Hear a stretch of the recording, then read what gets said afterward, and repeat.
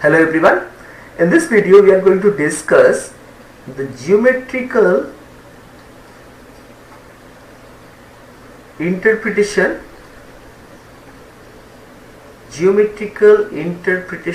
of integration. What is the geometrical interpretation of integration? We know that integration of fx dx will be fx plus c.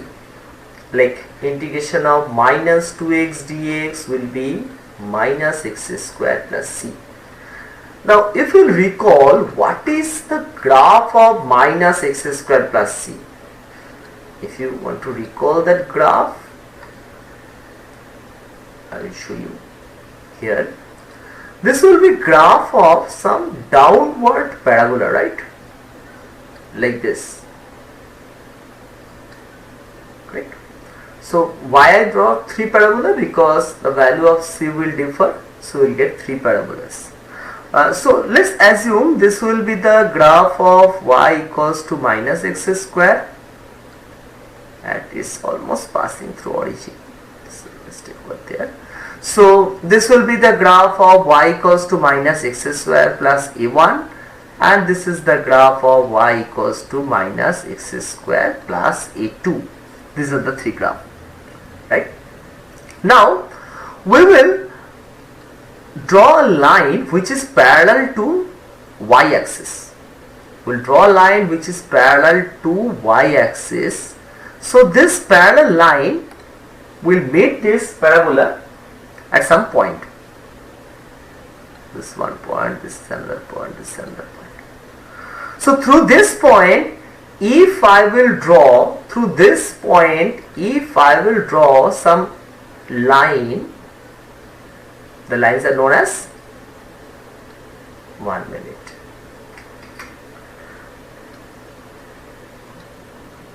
These lines are known as tangent.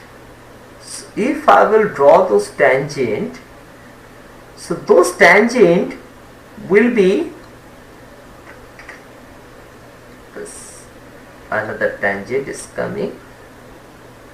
So through this point, if I will draw some tangent, those tangents will be parallel.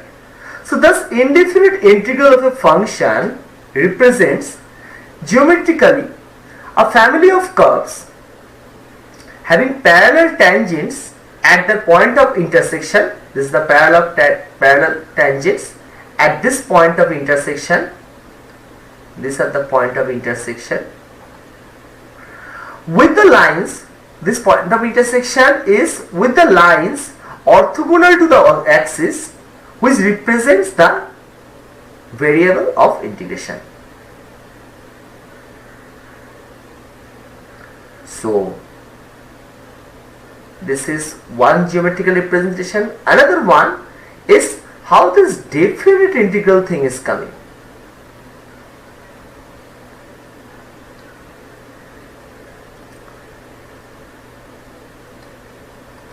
What is definite integral? In my one video already I have discussed about integration. And what is that integration? Integration is, if I draw some slices and if the width of the slices is approaching towards 0, so adding up all the areas of the slices will give you the area of this curve. Now in definite integration, what we do, we just fix up some part. So suppose this part is A and this part is B. So I want the area of the curve only under this interval. In this interval I want the area of the curve, not whole area of the curve. So for that thing what we do, integration of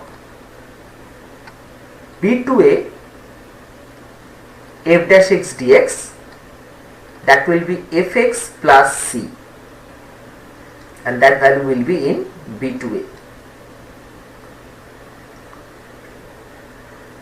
So if I put the value, first I will put the value of fa over here.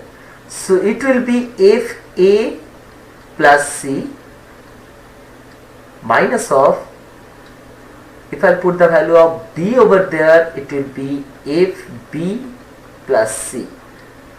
So if I simplify, I will get FA plus C minus AB minus C.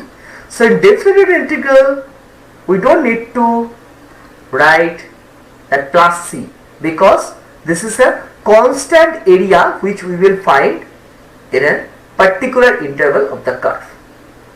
Thank you. I hope all of you understood the video.